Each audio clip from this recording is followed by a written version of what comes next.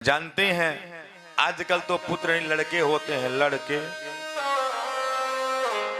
लड़के लड़के झगड़ के कैसे भी करके लड़के इन किन प्रकार लड़के। एक कहानी मुझे याद आ गई। एक बार एक बुजुर्ग ट्रेन में यात्रा कर रहे थे। 100 2 4 10 लड़के चढ़े। अब लड़के सो लड़के उस बूढ़े का उपहास करें और प्लान बनाए कि ट्रेन की जंजीर खींचते हैं और बूढ़े को फंसा देंगे। अच्छा, तो उन्होंने एक काम किया। बोले मान लो कोई दिक्कत हुई तो बोले एक काम करो, थोड़े थोड़े पैसा इकट्ठा करो और इकट्ठा करने के बाद जो टीटी आएगा फाइन मांगेगा दे देंगे। तो 5-7 दोस्त मिलकर पैसा इकट्ठा किए, करीब 1000 रुपए इकट्ठा हो गए। अब उन लोगों ने लड़के, जानते हैं लड़के खुराफाती, उनकी बुद्धि चलने लगी। बूढ़ा बेचारा कहे अरे बच्चों क्यों मुझे फंसा रहे हो, अरे मैं गरीब आदमी क्यों फंसा रहे हो तो लड़के और भड़के, लड़के सो भड़के। जितने बूढ़ा बेचारा हाथ जोड़े उतने वो भड़के। बूढ़े ने कहा कि कोई बात नहीं बेटा, मैं भी तेरा बाप का बाप हूं, चिंता मत कर। ट्रेन में मैं जैसे जंजीर खींचे सो पुलिस वाले पहुंच गए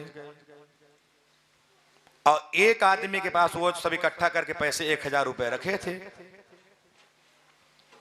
सो जिसके पास रखे थे जेब में वो बूढ़े देख रहे थे। सो जैसे उन्होंने जंजीर खींचे सो पुलिस वाले आए। सो उन्होंने कहा इस बूढ़े ने खींची है। बूढ़े ने, बाबा तुमने जंजीर खींची? जी हुजूर मैंने खींची। बोले क्यों? बोले हुजूर कहा करूं, ये लड़के जब से चढ़े परेशान कर लिए, मेरे पास 1000 रुपए था वो भी मेरा निकाल लिया और फलाने के पास है उससे देख लो, उसके पास चेक किया गया, उसके पास 1000 रुपए। पुलिस वालों ने उससे लिया और कहा बाबा लो, बाबा तुम बड़े हिम्मती हो, बड़े साहसी हो, तुमने बहुत बड़ा हिम्मत का काम किया। और उन लड़कों को पुलिस वाले ले जा करके अंदर बंद के देख। तो महाराज ऐसे एक बार क्या हुआ, किसी की शादी हो रही थी तो लड़की वाले ने शर्त रख दिया। बोले भैया शादी में कोई बूढ़ा नहीं आएगा। लेकिन लड़का लड़की से प्यार करता था। सो कहा कि बाबा कोई बात नहीं मत जाओ।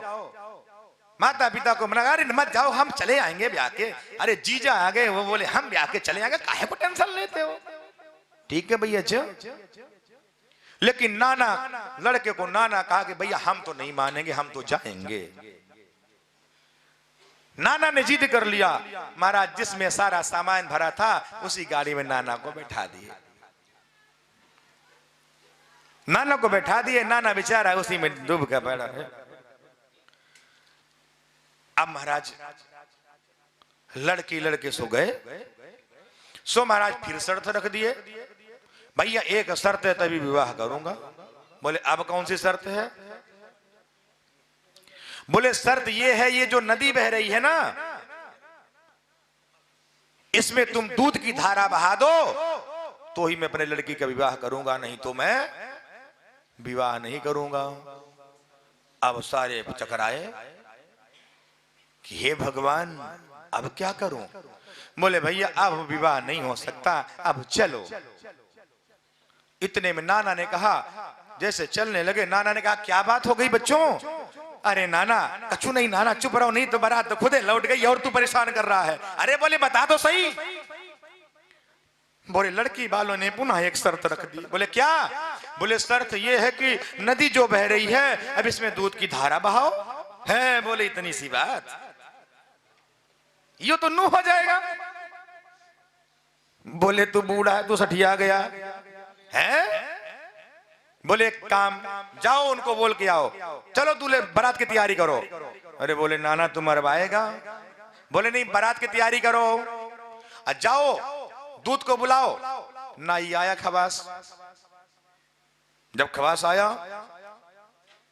उनको कहा हम दूध की नदियां बहा देंगे, पहले लड़की वालों को बोलो कि पहले ये जल जो है नदी का पूरा जल खाली कर दें, पहले हम दूध की धारा तो बहा देंगे, ये नदी का जल खाली कर दें। सो जैसे ही वो नाई ने जाकर के कहा, महाराज शर्त मान गए वो दूध की धारा, लेकिन वो भी एक शर्त दिए हैं। बोले क्या? बोले शर्त उनकी ये है कि पहले नदी का पानी सारा लड़की वाले निकाल के बाहर कर दें, हम दूध की धारा। बोले नदी का पानी बंद ही नहीं हो सकता। फिर महाराज ब्याह हुआ तो बड़े बुजुर्गों का मतलब सलाह ही काफी है। हाँ, तो इसलिए वो उनका अनुभव जो है ना, उनका अनुभव। लेकिन आजकल के लड़के कहाँ मानते हैं? वो तो लड़के ही हैं तो कहाँ मानेंगे? क्या बोलना पड़ेगा?